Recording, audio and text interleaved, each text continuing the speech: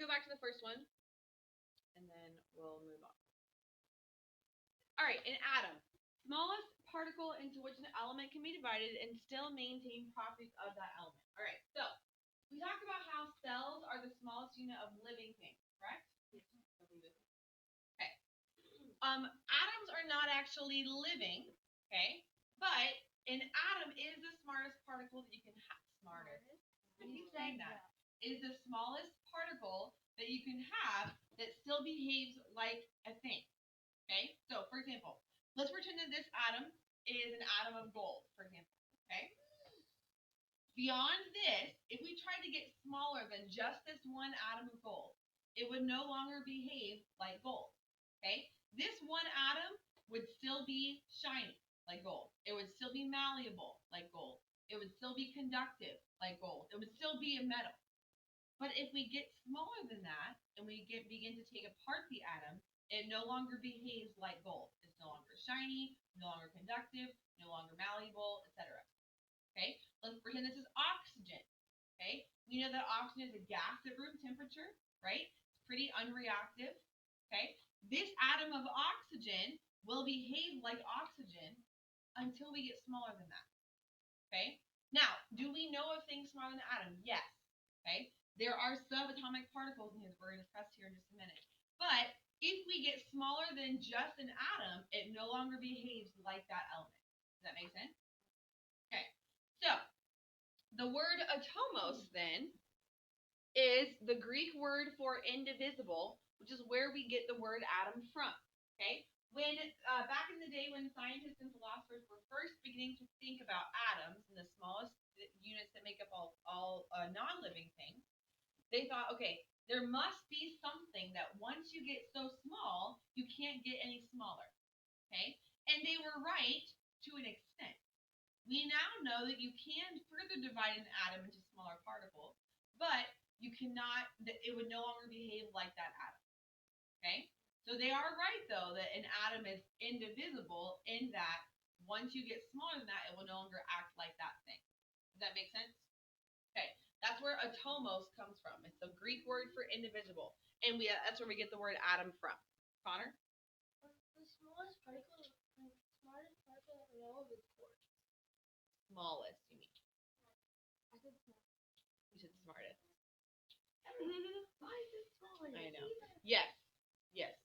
We now know smaller ones, but again, this is still true. They no longer behave like that element. Trinity? How do we first find out about atoms? Honestly, first it was a thought process. It was philosophers thinking, okay, I know that there has to be something that once you can get smaller and smaller and smaller and smaller and smaller. They weren't sure how that object behaved. They just kind of called it atomos. Does that make sense? Now there are certain microscopes that we can actually get small enough to see an atom, an electron microscope, things like that. And so we now kind of through that, and then as well as like testing certain things that we now can kind of tell how they're shaped. Does that make sense? But it's been a process over time. Landon?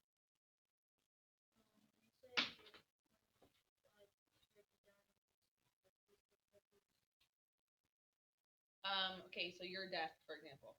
Okay, let's pretend that your desk was made of pure wood.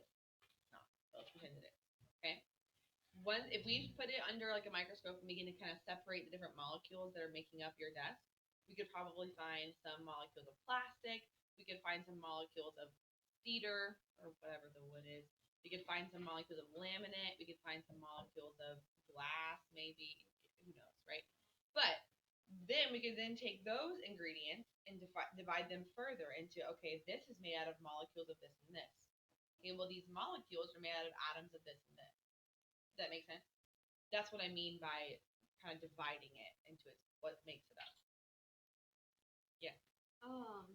Well, first of all, I've seen like what atoms actually look like in a microscope. Mm-hmm. It wasn't that zoomed in, so you can see like the electrons and stuff, or like the separated neutrons. Mm-hmm. It's basically just a gray circle. A big blur. Yeah. But also, would like a water molecule be two hydrogen atoms and one oxygen atom. All right, hang on, girls. Next one, atomic number. The atomic number is the number of protons in the nucleus of an atom. It determines the chemical properties of that element.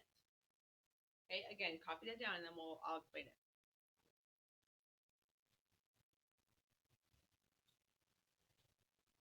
It is the number of protons in an atom. It determines the chemical properties of an element. Okay? Every element, every box on the periodic table back there, which I'm going to go over in just a minute, has a certain number of protons. Okay? It is the only whole number in the box. Okay? So, in my examples up here, we have lithium. The whole number 3 in the top left corner, that is the atomic number. That means lithium has 3 protons in its nucleus. Okay? It's not the decimal number. The decimal we'll talk about in a little bit. Okay? Helium, you can see, it has an atomic number of what? 2.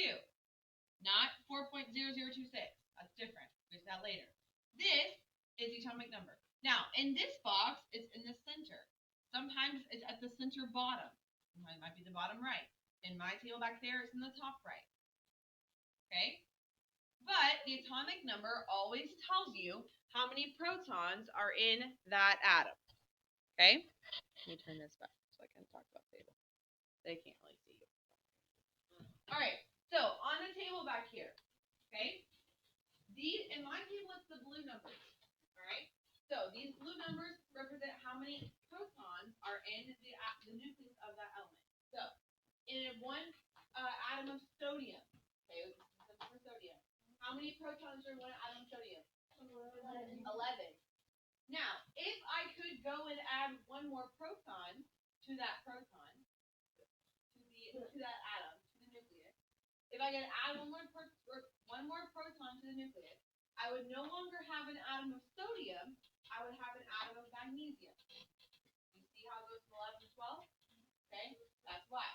If I could add another proton, I now have one atom of aluminum. Okay, now you'll notice the atomic numbers actually go up across the table. We have 1, 2, 3, 4, 5, 6, 7, 8, 9, 10, 11, 12, 13, 14, 15, 16, 17, 18, 19, 20, 21, 22, 23, 24, all the way up to 118. Okay? Now, there is a reason why there's a big space between 1 and 2, and 4 and 5, and 12 and 13, and then also it all fills in right here. Okay? There's a reason why it's organized like that. We'll talk about that later. Okay? But also, I want you to notice these two right here.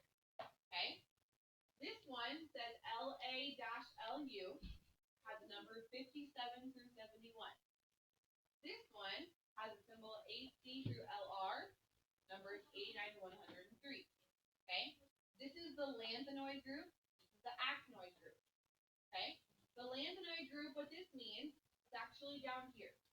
Okay? So this one little star means this star down here. So this whole bottom row, right here, gets squeezed into right here. Okay? But if I were to actually cut that out and put it here, it would shove this whole row way off the side of the board. Okay? So instead, we kind of just take that and put it here. Same thing with this group. Okay? AC through LR, well here's AC, and here's LR.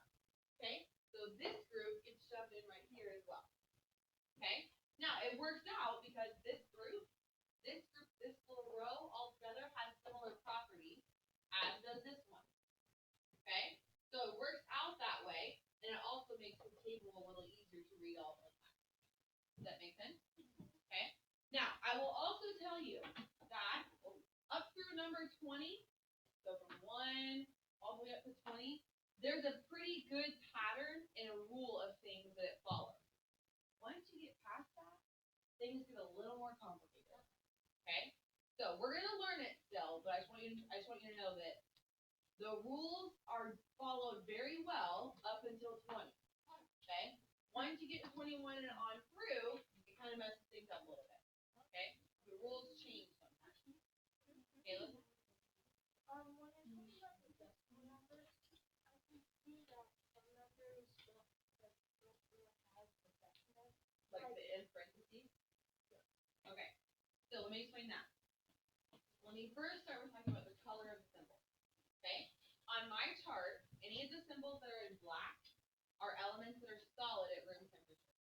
Okay? So gold, silver, sodium, magnesium, calcium, all solid at room temperature. Okay? Any of the symbols that are blue, so mercury and bromine, are liquid at room temperature. Any of the symbols that are red are gas at room temperature. The white symbols, okay, which you'll notice are generally this one, but most of them are towards the bottom of the chart. Okay, these elements are newer, basically. Okay, from lanthanoids, actinoids, and then down here, these are more of the radioactive, unstable elements. Okay, so what happens is they decompose very quickly. They have what's called a very short half-life. Okay, so some of them are man-made, we created in the lab. Some of them are natural. Okay, I think it's plutonium right here. Okay, but these atoms they decompose very quickly into something else. So they don't really exist long enough for us to observe them to find out their mass and their state. Does that make sense? So also, this chart was created years ago. By now, they've actually have more information on these guys, but that's what the clear one is. Does that make sense? They have a short half-life, and therefore, this is what we would assume the mass would be, okay? But we can't really tell that. Or when they created this, they couldn't really tell for sure. Yes.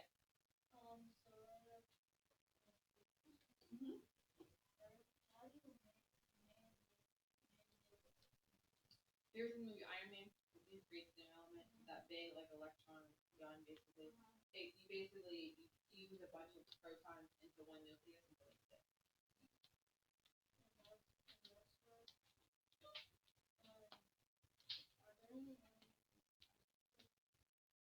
No, not naturally. Okay. All right, I'm gonna move on, and then we'll get to more questions a little bit. I know you have a lot of questions. Okay, just hang on. Don't stop. All right, next one. Here we go. Atomic symbol. Okay, the atomic symbol. The atomic symbol is a 1 or 2 letter abbreviation, sometimes 3, used to indicate a specific element. Okay, so here the atomic symbol for cobalt is capital C, lowercase o. Atomic symbol for mercury is capital H, lowercase g. Atomic symbol for rubidium, capital R, lowercase b. Okay? Now, here's something interesting. RB for rubidium makes sense. CO for cobalt makes sense. But Hg for mercury does not make sense. Okay? And here's why. We have, as of right now, we have 118 elements in the table. Right? But we only have 26 letters. So at some point, we have to start either repeating letters, or instead, sometimes they use the Latin name for the element. Okay? You'll notice the symbol for gold, number 79, is capital A, lowercase u. Well, that has nothing to do with gold, but it does come from the Latin word for gold, which is aurum, A-U-R-U-M. Okay? I don't know the Latin name for mercury, but I'm assuming Hg comes from that. Okay? Same thing with silver. Silver is right above gold. It's number 47. It's Ag. Okay? I don't know this Latin name for silver, but I'm assuming it comes from some A and some G. Mm-hmm. Okay. Yes, Reagan.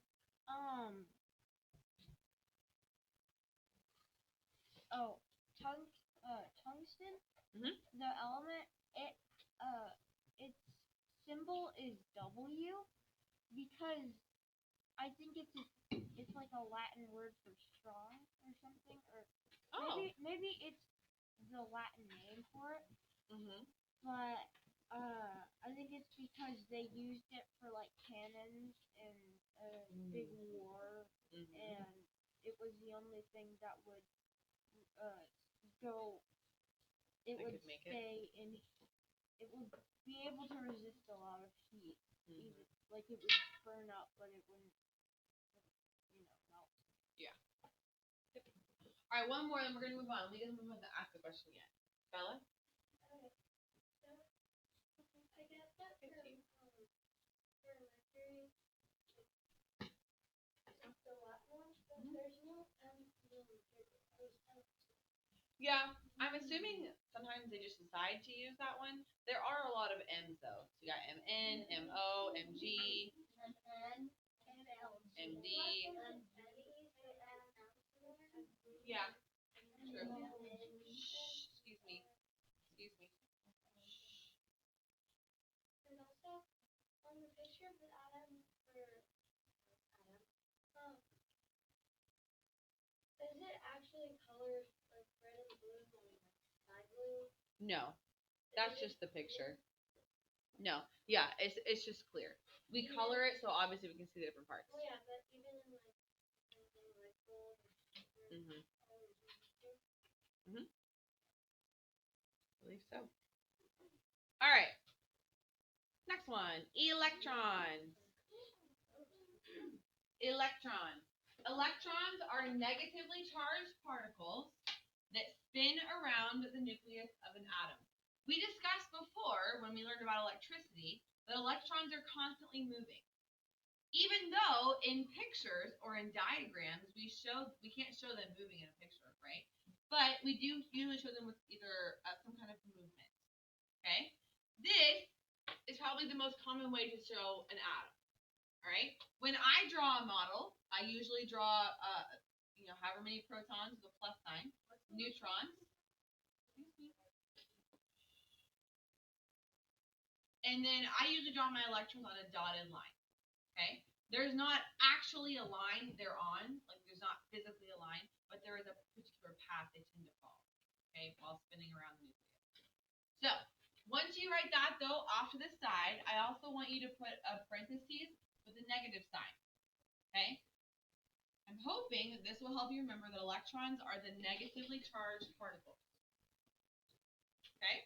Now, typically, there are the same number of electrons as there are protons in an atom. Okay? If there are more electrons than protons, it's a negatively charged particle. If there are less electrons than protons, it's a positively charged particle. But if they're the same, then it's neutral. Same positive, same negative. Parker?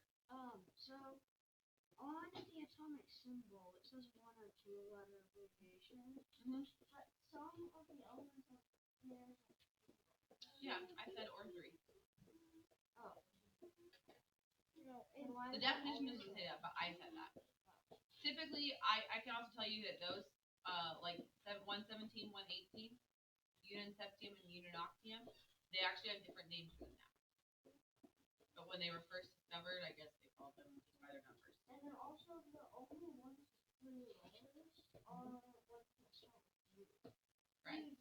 That's what I'm saying. They usually, before they find a name for the element, I guess they just kind of put a placeholder. Because if you think about it, uninseptium, un is 1, 1. Septium is 7. So it's number 117. Uninoxtium, 118.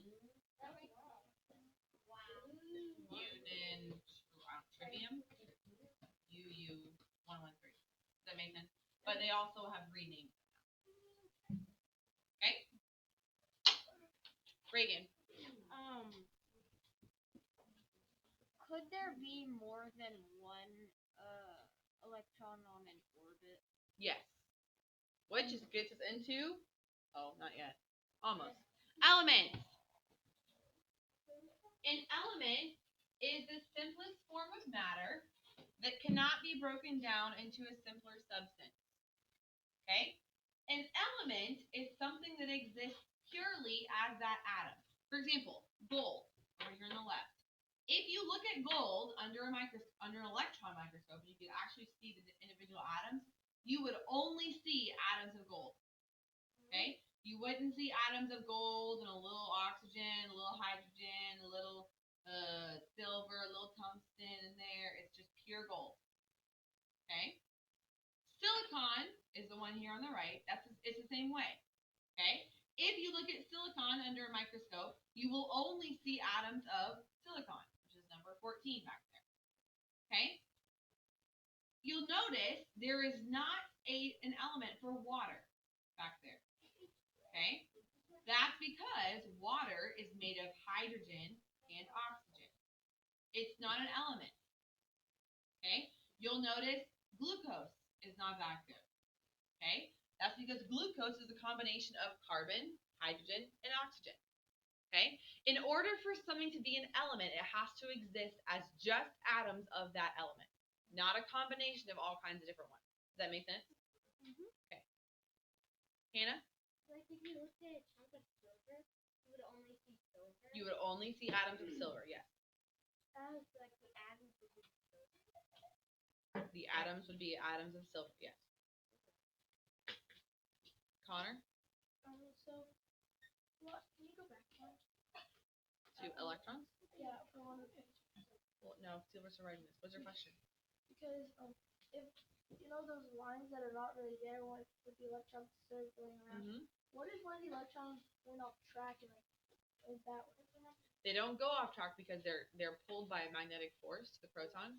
But if we can succeed in getting them to jump to a different atom, that's electricity. Like lightning, circuits, things like that. Okay? Electrons. I was going to tell you. You know how when you look at a fan and it's like spinning really fast and it looks like it's just one big disk? Okay? That's kind of how electrons look on an atom. You can't actually see the individual atom moving around. If I can show you one atom, it would probably look like one big blurry ball. Okay? Because the electrons are spinning so fast you can't see them. Much like a fan when it spins around. Okay? Ethan A?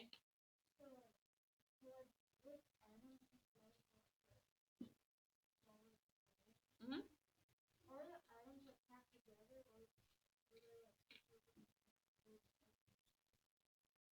No, they're usually bonded together. Okay? Alright, moving on. I'll take more questions in a minute. I know you have a lot. Energy level. Here's kind of what Reagan was asking. Energy level.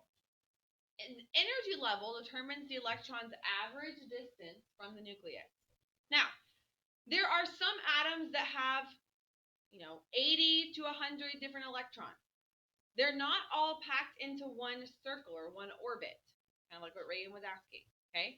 There are actually what we call energy levels, almost like floors in a hotel room or something. Okay? The first level is the one closest to the nucleus. Okay? The second level is the second one from the nucleus. And this one, copper has a third level and a fourth level. Okay? The more electrons you have, the more levels you have in the atom. Okay? Now, there is a pattern for how many electrons go on each level, which we'll talk more about later on, coming up, not today. But I do want to show you, we'll kind of practice with the energy levels together. Count with me. How many levels are there in copper? There's 1, 2, 3, 4. So copper has 4 energy levels. Okay? How many electrons are there on the first energy level? Count with me. 1, 2. 2. 2 electrons. Do you see any more on this first level? No. No. Try the second level. Second level. Okay? Let's try that. 1, 2, 3, 4, 5, 6, 7, 8. okay? 8 electrons in the second one. Do you see how they kind of differ? Okay? Yeah, they typically are. But remember, when we draw them in a diagram, remember in real life, they're spinning. So they're not even in the, we don't really even know how close they are. Okay? Now, this is copper. Copper has 29 protons. The atomic number is 29. So, let's count and see if it has 29 electrons too. So count with me. 1, 2, 3, 4, 5, 6, 7, 8, 9, 10, 11, 12, 13, 14, 15, 16, 17, 18, 19, 20, 21, 22, 23, 25, 26, 27, 28, 29. Okay? So this is a stable atom of copper. It has the same amount of negatives as it has positives. Okay? Now, titanium only has 22 protons. Okay? Let's see how many electrons titanium has. Count. Ready? 1, 2, 3, 4, 5, 6, 7, 8, 9, 10. 11, 12, 13, 14, 15, 16, 17, 18, 19, 20, 21, 22. See?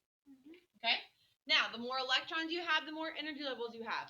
For example, helium is number 2 back there. He only has 2 protons. It looks like this. 2 protons, 2 neutrons, and 2 electrons. So he only has how many energy levels? Just 1. You see? Okay. Connor. So, like the number 118. So that would be 100. So, how many rings would there be, or would they just be like really tightly packed? This is about 7 rings. 7 rings. Parker? So is the amount of protons, neutrons, and electrons always equal? Ideally, yes. But there are some atoms that just naturally exist differently than that. So Reagan? when they say like H2O is or H2N, as you can see on that picture behind the neutron, whatever. Is it for every like hydrogen atom there are 2 oxygen atoms? If you're saying H2O, or is it the other way around? Other way around. The 2 comes after the element that there are 2 of. So with H2O, there are 2 H's and 1 O. Okay, so it would be for every oxygen atom there are 2 hydrogen. Correct. That's for water.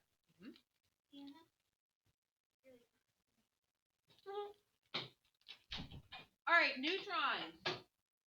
Neutrons are the next particle we're going to look at. They are located in the nucleus, with the protons, by the way, and have no charge. They are electrically neutral. So, in your notes, I want you to box the NEU and write the word neutral. Okay? This means they have no charge. They're not going one way or the other. They aren't positive, they aren't negative, they're just neutral. Now, they do add mass to the atom, right? If there are tons of neutrons in here, it may not change the charge, positive or negative, but it will make the atom heavier, so to speak. Does that make sense? I'm still adding stuff in there, it's just not charged. All right? Neutrons are neutral. Yes? Could we think of the energy level as like the solar system? There's like different levels of different orders. Yeah, you could. Okay? Next one, nucleus. Hopefully you're familiar with the word nucleus by now from the cell unit. But in this case, the nucleus of an atom is just the central part of an atom. And in an atom, it contains both protons and neutrons.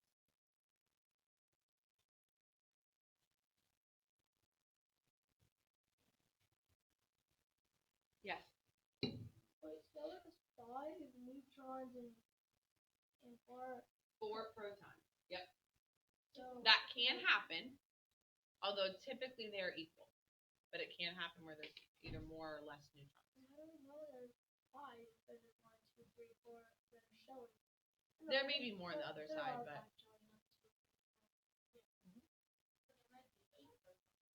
right, there may be more on the other side, but this picture is not a great example, I don't think, but it does show you the nucleus and the other parts as well. Caleb? Yeah, thank you. Anna?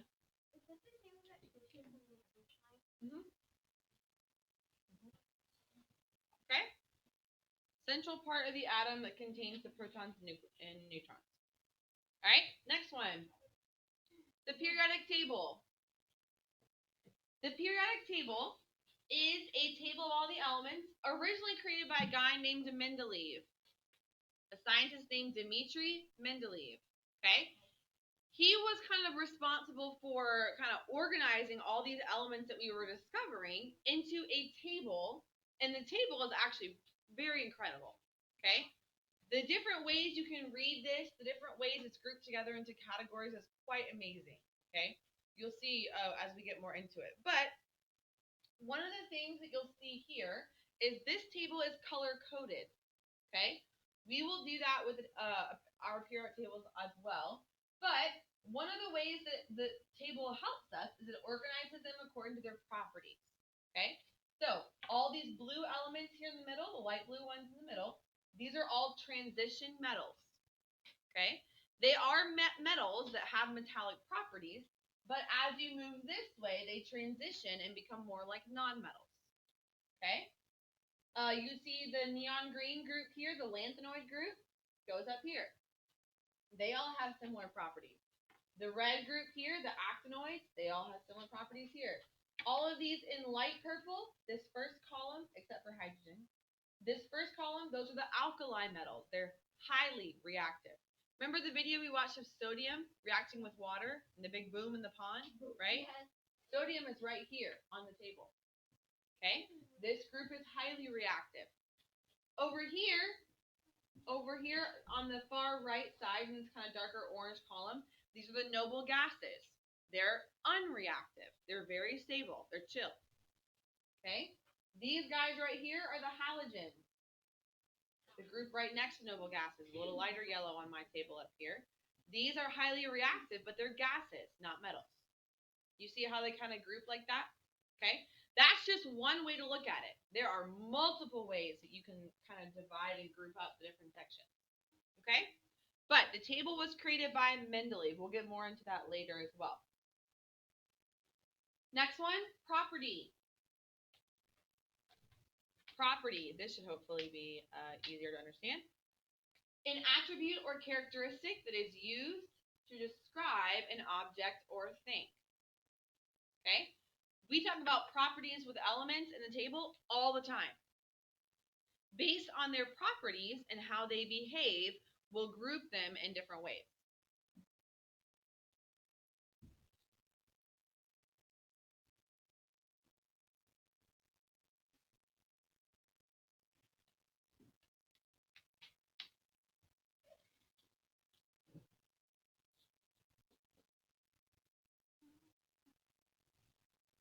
Yes. I didn't get All of the table? No, the couple of last words. Right. I only have the table Originally created by Mendeleev that organizes elements based on properties. That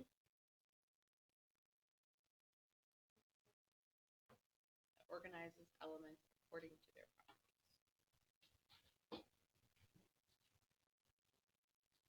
All right. Any other questions for those that are done writing? Parker? Created by Mendeleev. Capital Mendeleev.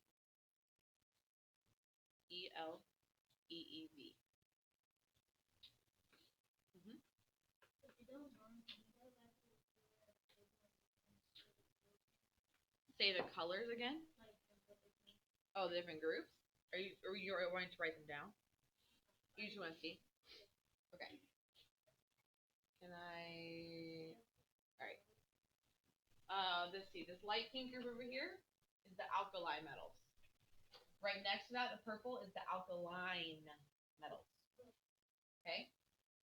The blue here, transition metals. The green is the lanthanoid group. This is the actinoid group. Honestly, forgot what these guys are. The yellow one right here, this column, right there, that's the halogens. And then over here is the noble gases. Yeah, I cannot read that. It's very blurry. If I think about it,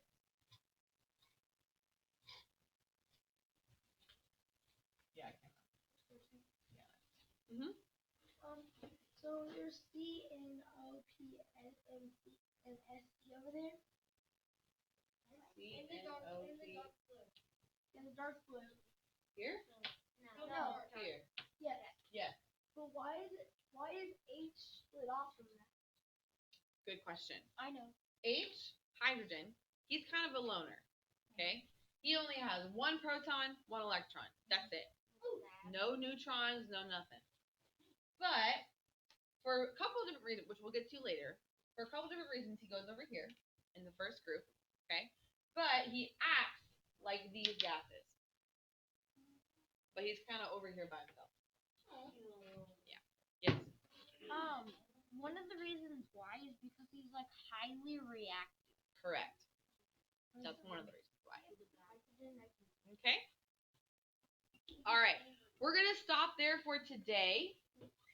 We'll continue with more notes tomorrow. We'll finish up the vocab tomorrow.